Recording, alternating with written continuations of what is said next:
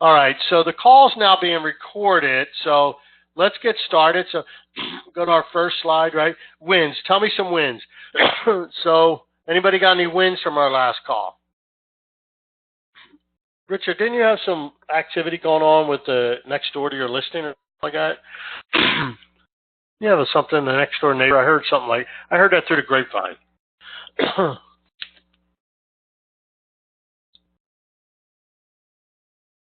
Richard's not talking now. Hello, Richard, you there? Yes, I just had you on mute. Okay. So I was told you had some activity, something to do with a listing next door to a listing you had or something like that?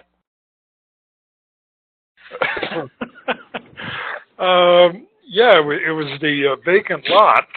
I'm curious how you found out about that, because I don't think Richard, I know everything that goes on in this company. Okay, well, the vacant lot that I have out there in West Jordan, was having a conversation with a gentleman who called me Friday and wanted the information about the lot. So as I was explaining it to him and who he was, he said, well, I own the lot next door. And I said, well, that's interesting. And I said, or would you be willing to sit down and discuss, listing that property? He said, yes, I am. And he said, I think the two lots together combined would offer a greater opportunity for somebody. So we have an appointment on May 6th to sit down, and it's the lot just to the east of the property I have listed that also has a building on a dentist office. So he's anxious and he's committed to go ahead and listing it because he's had it for a number of years. So good. We have a listing appointment on. I'm curious how you found out about it, but anyway, I just know everything that goes on, Richard. Okay, all right. I look forward, without sounding like brown nosing, I look forward to the day I can tell people that Rob Aubrey was my coach, much like you were explaining a few minutes ago. Right. And my success is all due to Rob Aubrey. So it won't be me. I'll have a part in that, Richard, but it won't be your success. Won't be all of your success. Won't be because of me. I'll have a part in that. I'll have a part in it as well. I know. Anyway, I'm looking forward to the appointment. He's out of town until the 6th, so we have a meeting set up on the 6th at his home. Mm-hmm. So are you taking the opportunity now, Richard, to promote that there's a possibility that more is available for all that other listing as well? Well, I'm reluctant doing that until I have something in writing. I don't want to I've already sent letters to veterinarians, because veterinarians are looking for property to set up an office, because a lot of the veterinarians start an office and then VCA comes in and buys them out. So I've contacted veterinarians in and around West Jordan, letting them know the property is available. That makes sense. Right. Perfect.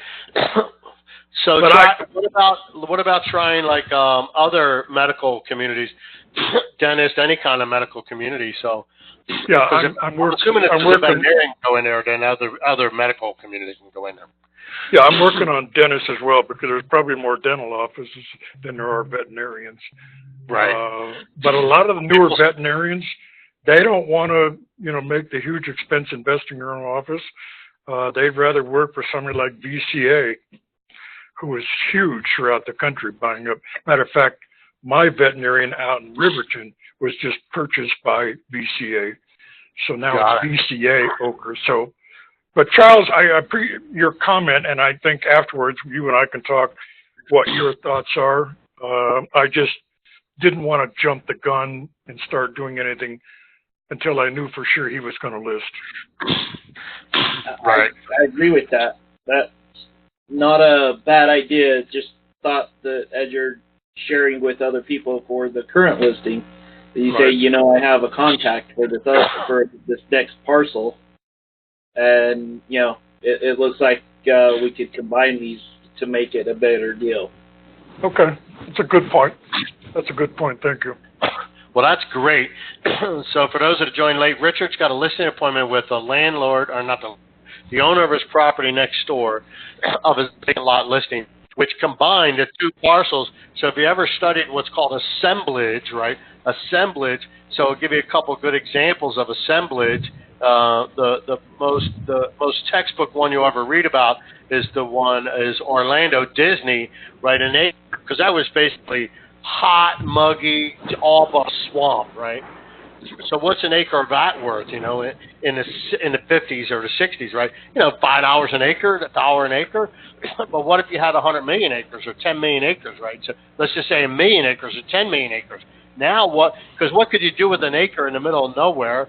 There's no utilities. It's hot. It's muggy. I don't know if you've ever been to Orlando in the summertime, but it is miserable. So, however, if you had 10 million acres, now what could you do? You could put up Disney. So the difference is, so that's the classic textbook of assemblage, meaning when you assemble land, the bigger the parcel, the more possibilities there are versus just having an acre. If you have multiple acres, your possibilities grow. So I would look for any vacant lot around yours if you're joining any other vacant pieces of parcel. So the real lesson there is if you ever list a piece of land, there's one next door, get on the phone right away with that guy. In fact, I would try and sell it to the neighbor because it has more value to him because he would wind up with both of them rather than somebody having to buy both of them. But anyway, anybody else got any wins? So I see Barbara's on the call. Welcome back, Barbara. Barbara was out of town for a few weeks.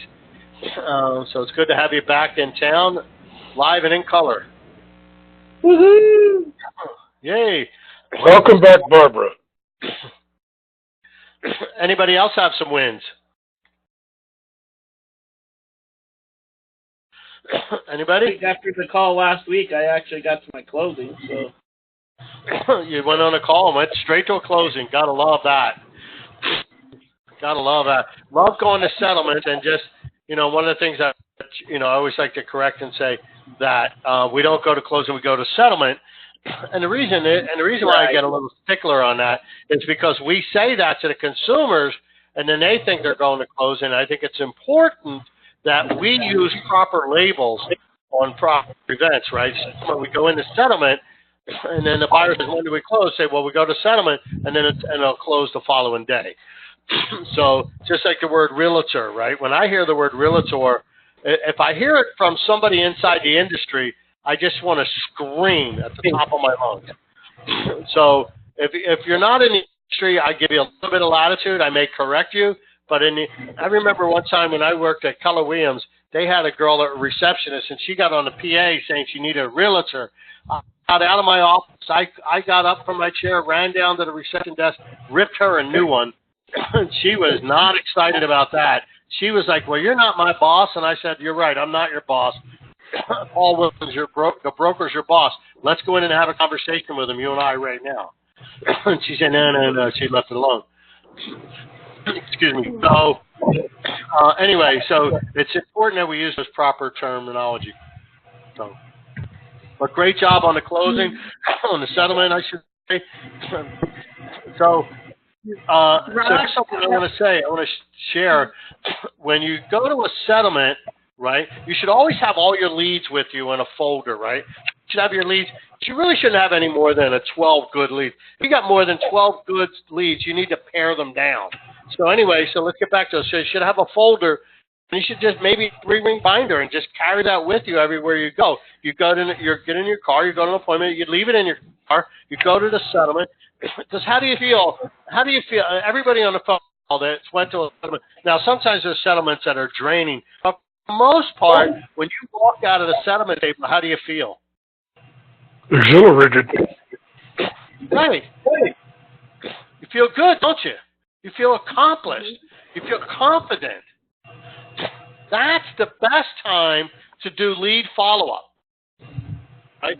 Get in your car, sit there and go, yeah, just closed that one, helped an awesome family, achieved their goals, got them a good deal, all that kind of stuff.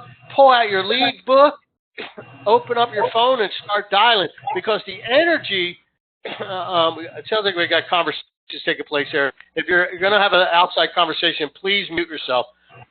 So So there's no energy you can't buy that kind of energy you get when you come out of a situation like that.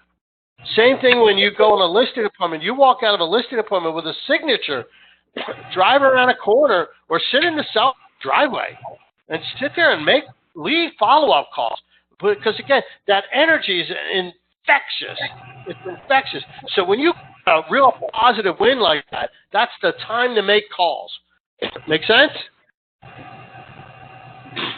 So anyway, all right. Who else has got some more? Great job, Charles. We love hearing about settlements. Who else has got one? How about Robin? Robin's always got something. I usually save her for last because nobody wants to follow her. Yeah, exactly. I got one under contract. You got to say your name before you talk. Oh, this is Danae. I got that townhome in Highland in that 55 and older community under contract. Woohoo! Sweet. Yeah. We close next week. That one's been that one's been a little one. That was a little persistent little bugger one.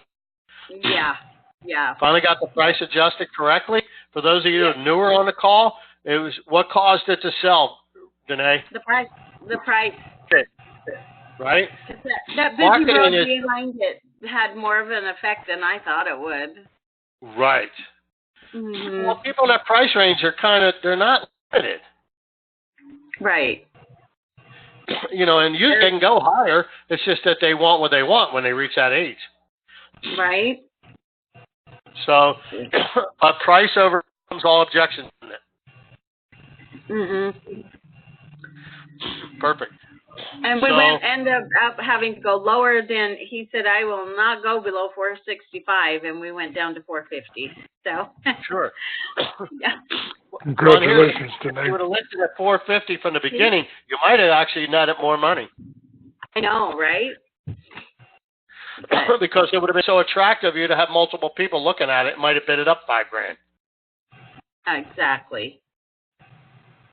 Yeah. So, all right. Anybody else got any wins? Who we got here? We got viewer 3. I'm not sure who that is. Viewer 6 and 7. Did you make it on the call, Trevor? I don't see. Yes, I did. Sweet. I put my bankruptcy court one I've been juggling under contract, so I'm excited about that. Sweet.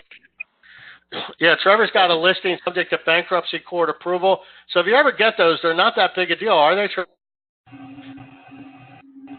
Well, we'll see. I've passed everything off to the clients to hand to their attorneys, so now the attorney's got to take it away. Right, but I mean, it's not much for you to do, right? It's just a process. I was really frazzled trying to figure out what the deal with it was, but apparently all you have to do is make it subject to bankruptcy court approval, and then just let the attorneys do all the work.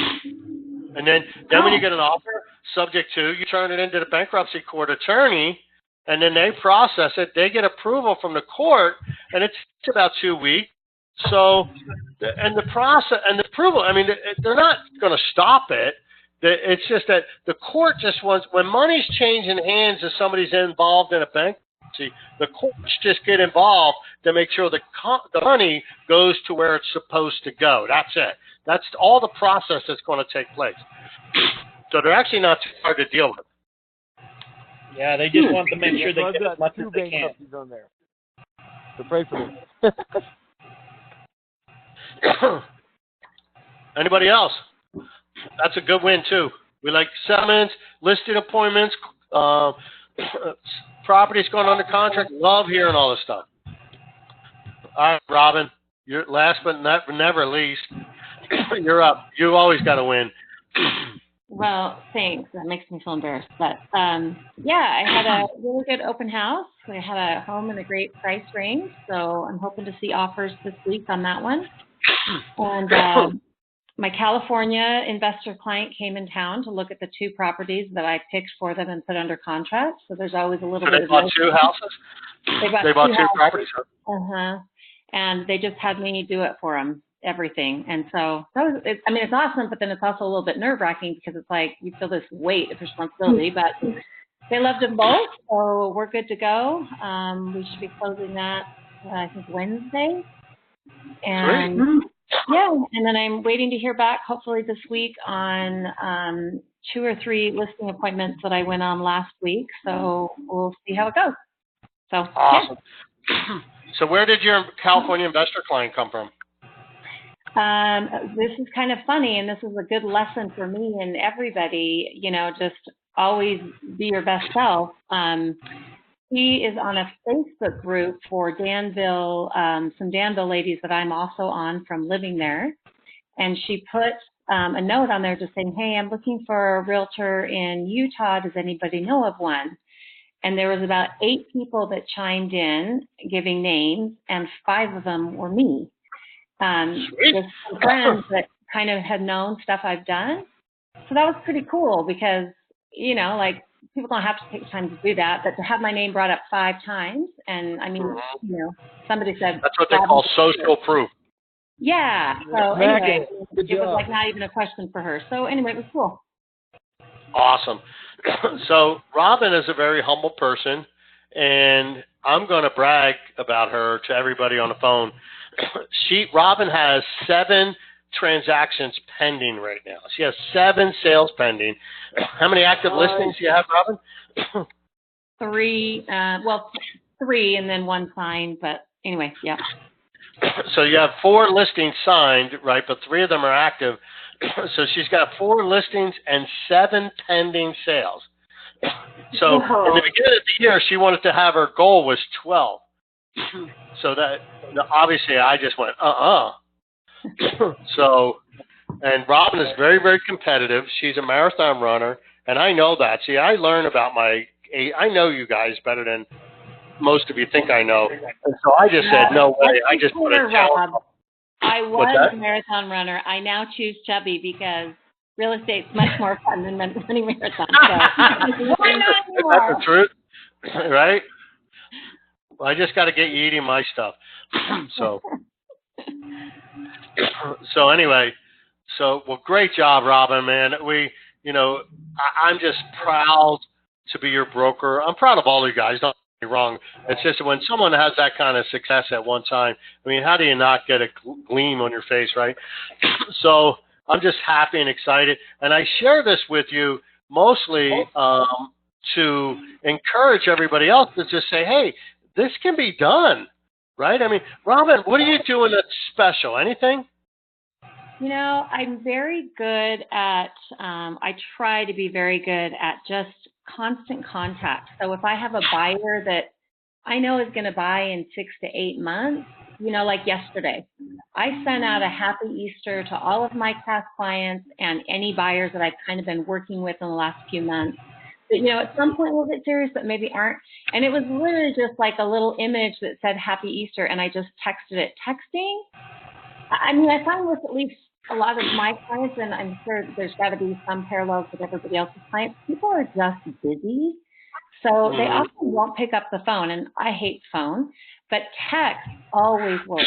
And, it's just that kind of, I don't know, I just kind of feel like there's so much value in just that constant contact, because then when they do make a move, like, you're so top of mind because you sent a text. Right. So on buyers that are very casual buyers, I try to send them something, once or twice a month. Sometimes it's a listing to say, oh, this one looks interesting. I thought you'd like to see it. Or, oh, this just sold in your neighborhood. I thought you'd like to see the comp. I'll just do stuff like that. So it's really nothing super special, but it's just, remember how I said one time you create information, you create something important. That's kind of what I mean. Like, it's not that important, but like Happy Easter. Well, okay, relevant. And here's a listing that sold down the street from your house. Just thought you'd like to know. Just just little things like that.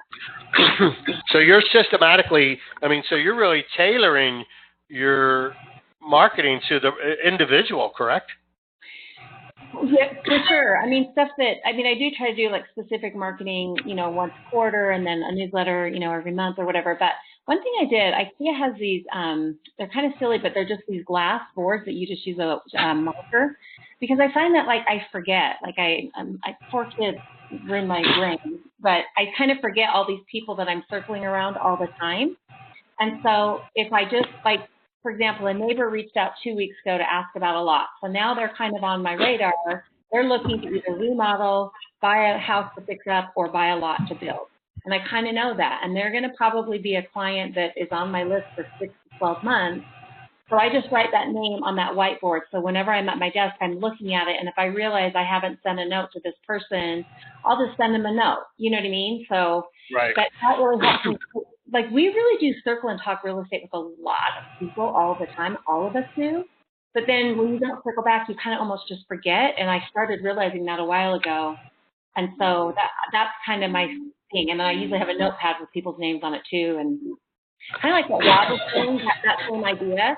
I just do it slightly different than carrying around a free green binder. I usually have a notepad of people I want to reach out to on a day, and then like long-term stuff always on this board.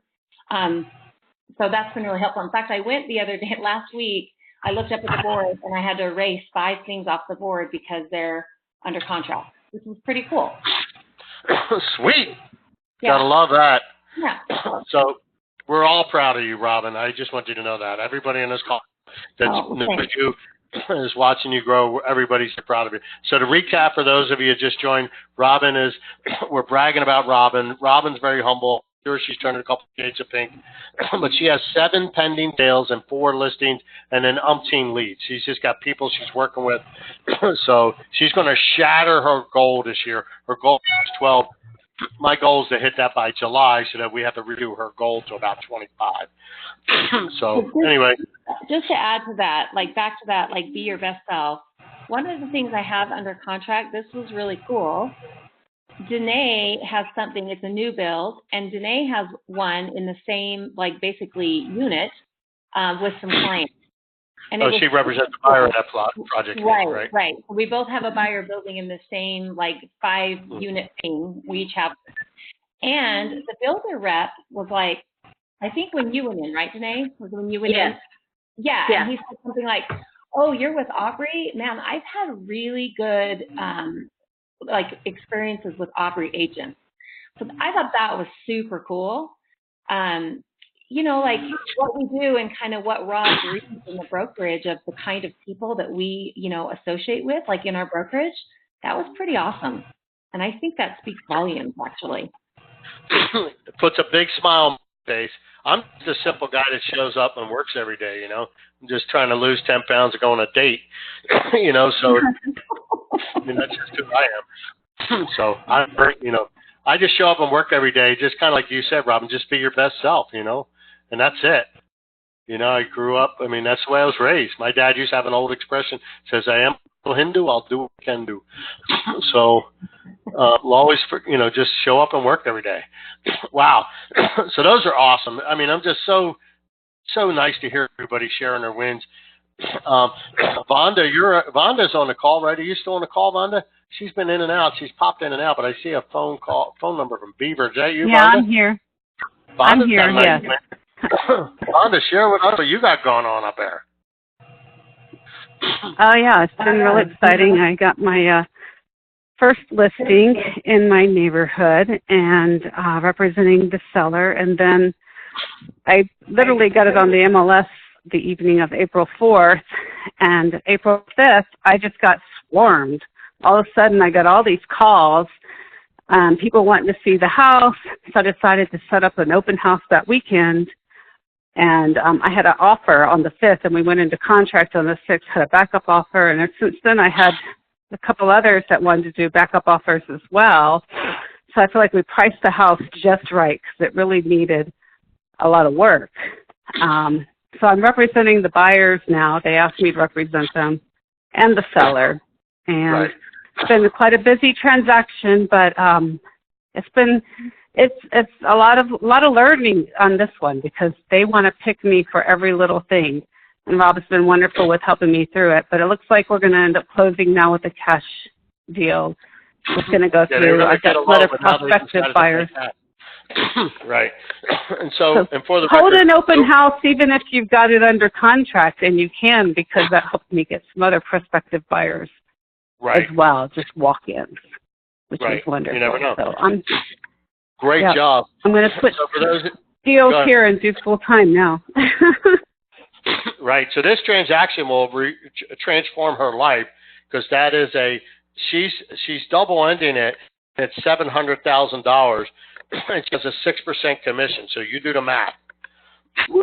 So she's making over $40,000 on that deal. Good So that for you. That's awesome. that changes. Deals like that can change your life. We're always one deal away from changing your life. Think about that. It's just when I started Aubrey & Associates, I mean, I was in the fetal position, going through a divorce, lost my house. IRS was taking my bank account. They were garnishing my commissions. I put a house under contract, 435 listing. I represented the buyer, and it paid 6% BAC. That was the catalyst. I was able to get my IRS caught back up, was able to get my IRS tax lien removed a year later, paid it down to where the lien was removed. And then that was back in the spring of 2013. And the fall that year, I opened up Aubrey & Associates. So that deal, so I went from the fetal position to here we are. But there's one major deal that changed the trajectory of everything. And Vonda's got that going on in the world right now. I get to change from working 6 jobs to just one. I am so thrilled. You have no idea. Getting up and working in her jammies. Yeah. Right? Awesome. Well, our next, exactly. So that's great. I mean, I'm just so excited and so proud to hear all this information from you guys. It really just it just makes me happy, because this is what I live for. I live to see you guys succeed. I mean, if you guys haven't figured that out, I mean, for newer agents on the phone, I mean, that, the people that have been around a while, they know that. But for the new ones, you're starting to see it unfold before your eyes. So anyway, all right, so the next slide says struggles, right? Anybody have any struggles?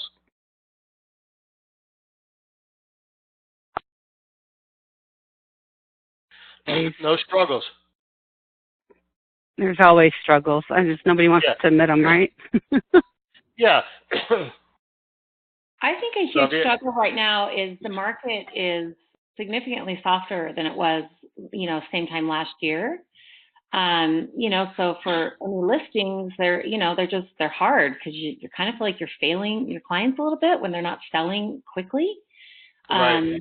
The market's a little bit of a struggle, at least for me. And obviously, I'm learning all the first cycles because this is year 3 for me. And the, last 2 years have been so incredibly good.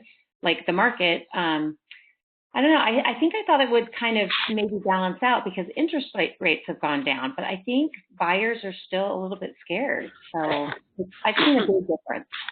Well, I'm not going to say buyers are scared. What I'm going to jump in there and say, here's what I believe that happened.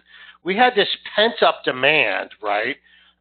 To, for years and years and years, the market was stagnant and people just froze. So when it finally loosened up and the economy started to turn around, then everybody rushed into the market, drove the prices up. Now we're starting to stabilize. The market is not slowed down. It's slower. It's slowed down compared to where it was. But when you're doing 120 miles an hour and you slow down to 90, the market's still humming along. It's just not quite as fast as it was. But make no mistake about it. This market is humming along. The other thing is you just have to learn, like Robin said, so she's only 3 years in the business, so she's never really seen anything other than this where she's at right now.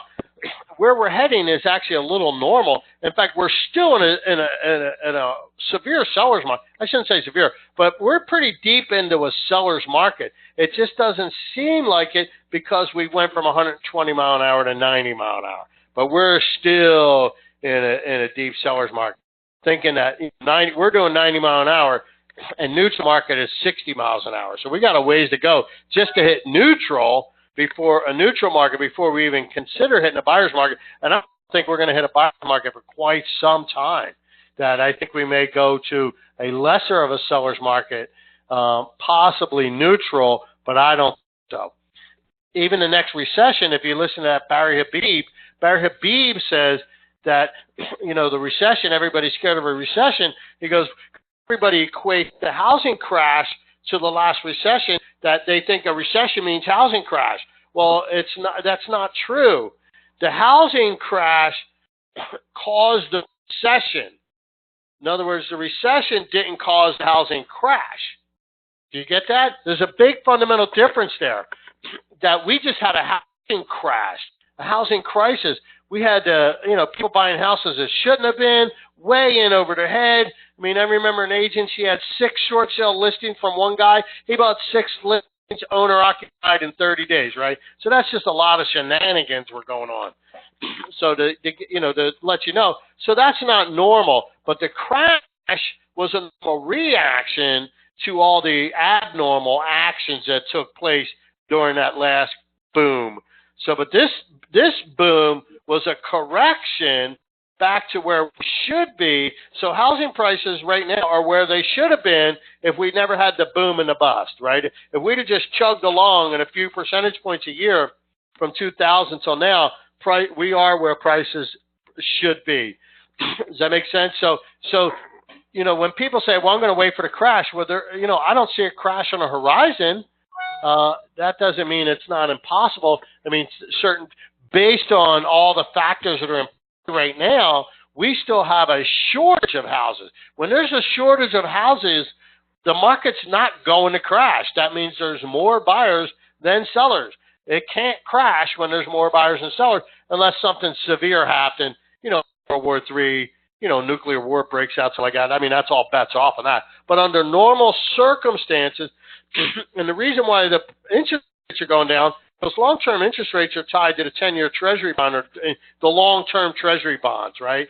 So the world economy is not that good, okay, compared to the U.S. I mean, right now our economy is the beacon on the hill. I mean, other countries they envy to have our economy. I mean, you saw I posted on Facebook the other day, like 8-day trip to China, including airfare, $400 and something. What does that tell you? The Chinese are begging us to come over there and spend money. People don't do that because their economy's good. They do that because they need people to come over there and spend money. So they're making it easy for us to bring our cash over there and drop it off. So that tells me that their economy's hurting. So, I mean, it's just like I was looking up hotels in India, $22 a night. I mean, hello. I mean, so there's, so what that means is the wealthy banks of these other countries are buying our long-term Treasury bonds, which in turn keeps our interest rates low. I was kind of hoping rates would go up some, but I mean, they should have. I mean, the Feds, I think, did a little bit of shenanigans there to kind of lower them a little bit, which I don't think is good. We don't need to be messing with the money right now. The money's doing just fine. But so anyway, so that's just my opinion. So I don't think so that's why the rates are what they are, because we're still the safest place to put your money. So when there's the demand for the bond, then the interest rate that the bonds pay goes down. And then when the interest rates at the bonds goes down, in turn mortgage rates go down with it. So, but the stock market's doing just fine too. I mean, it went up and down, up and down. People said, the stock market's down like a lot of points. I'm like, yeah, but it's up a bazillion points over the last 2 years. So that little downturn is nothing compared to what it's been up. So anyway, so we're just doing just fine here. So we're just chugging along, and a little slowdown is actually going to benefit the people that are working hard, because the people that aren't working hard, we're just living off the fat, they're going to disappear when there's a little downturn. And you should count your lucky stars for that. Because if anybody hears recession, they're going to go out and they're going to scramble and they're going to freak out, right? So recession would actually do good right now. In fact, we're expecting one coming up in maybe 2020, maybe a little later than that. But according to Barry Habib, so what the government does in a recession is they lower the interest rates. You get that? So if we have a little bit of a recession and the Fed lower the interest rates, then that means housing prices will actually go up as rates go up, because we're not going to have a housing recession. We're going to have a recession.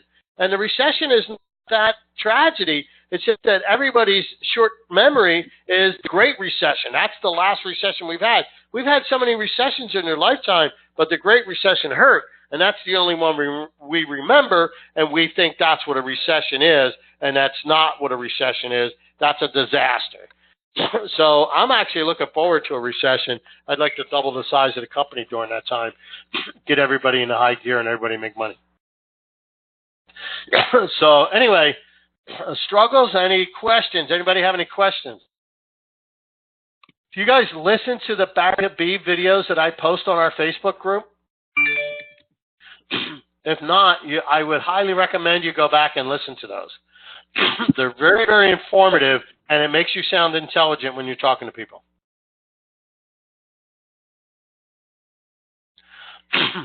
Sorry, which videos are these you said, Rob? Barry They're Habib. Located. So our Facebook group, let's see. Got to scroll down a ways. I'm scrolling through it. I don't see them yet.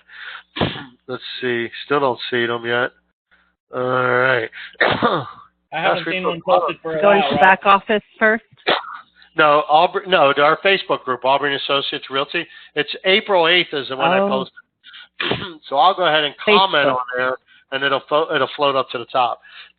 So actually, I'm going to pin it to the top. I'm going to make it an announcement. So if I add it as an announcement, then so if you on our Facebook group, it's now at the top. But over on the left-hand side, there's a link that says announcements. So if you click on that, then you'll see it. Got it? So, but Barry Habib is a very, very smart guy.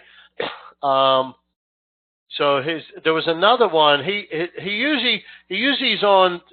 He's like a guest speaker on. Well, he's guest speakers on like Money, CNN, and all that kind of stuff. But he's also like a guest speaker on the National Real Estate Post. He does do a video every morning. So let's see. And then also he's a guest host on the other guy that does a weekly email that comes out. I forget his name, but he'll be sending one out this morning. I haven't seen it yet. Well, it's probably in my email now. But anyway, so Barry Habib, if you can just Google search him and just listen to him speak, he's very, very smart. And this is his business. He caters more to loan officers because they're buying and selling money. So David's got the other post, is the recession really coming? That's the real estate resource.tv. So I'm gonna mark that an announcement as well. So I just put 2 great videos in our announcement section of our Aubrey and Associates Facebook group. Go ahead, do yourself a favor and listen to those videos. They're not very long. So, any other thoughts or questions, concerns, hallucinations? So for those that are newer in the business, I mean, even if you've been around a while but haven't done a lot of deals, I'm putting together a rep seat program. So there's a couple of things that's going to happen. One of them is, check this out. Here's a spreadsheet. These are people that you're going to have to, if you want to join in this program, you have to commit to doing it. But this will help you. This will do a couple things. These are people who have to write and send me an offer every day. And then I haven't filled it all the way in down here. But toward the end, we're actually going to start doing contingency sales. And then I may set it up to where I'm going to send you an offer, and then you either have to accept it or counter it based on what I wrote. I'm going to pick out a listing. Even if the listing goes under contract, it doesn't matter. It's still an MLS listing.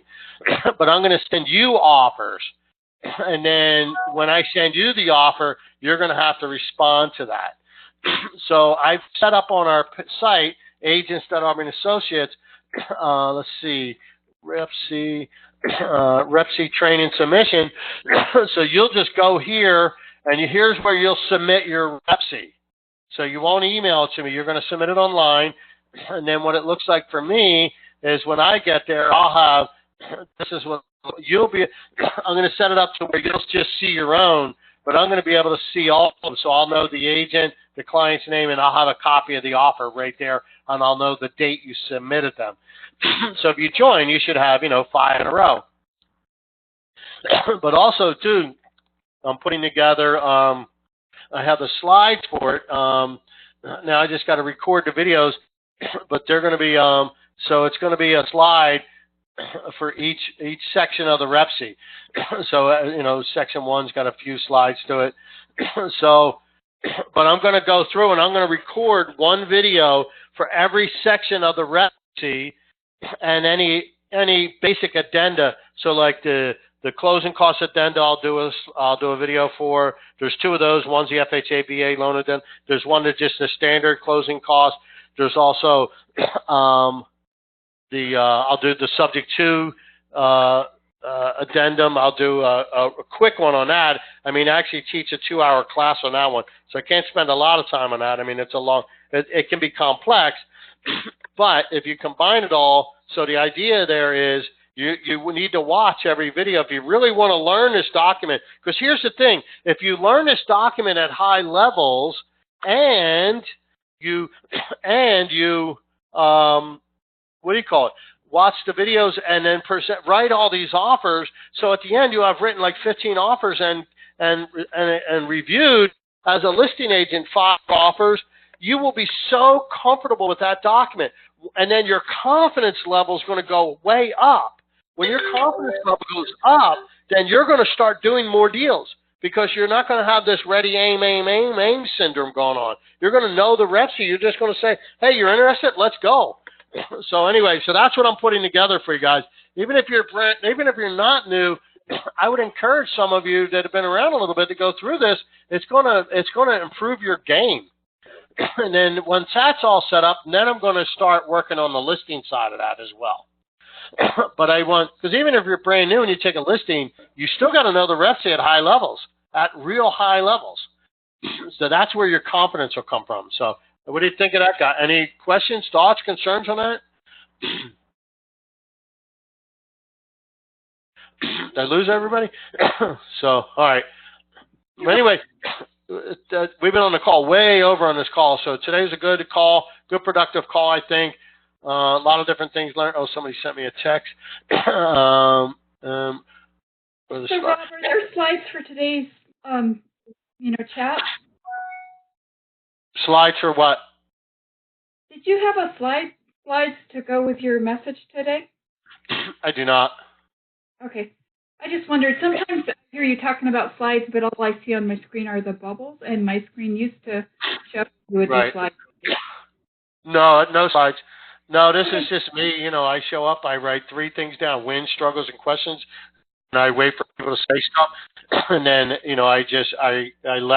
I let you guys with questions and wins and concerns guide the lessons. Because it doesn't matter what I want you to know. I mean, well, it does matter, but what you guys need to know, because usually if one of you needs to know it, the rest of you need to know it as well. So that's why I like this point where you guys really guide the agenda. So. Right. I just asked because you had mentioned something about a slide. Nope. Oh, yeah. So, well, that's all for today, boys and girls. Any questions? You know how to get a hold of me. Remember, Amy's out of town. So if you need help administratively, you're stuck with me. So that's just the way it goes. If it's money, then get a hold of Rick. So payroll at Aubrey.net or admin at Aubrey.net. Even though admin at Aubrey.net goes to both Amy and I, and payroll goes to both Rick and I. So I will see all the emails, but the appropriate person that handles it will see it as well. So that's all I got, boys and girls. Have an awesome day. I'm so proud to be your broker. You guys have no idea how excited I am to hear all this stuff that's going on. You just can't imagine. For me, this is a dream coming true. So, period. So I want more of your dreams to come true. Okay, guys, have an awesome day. Thank you, Rob. Thank you.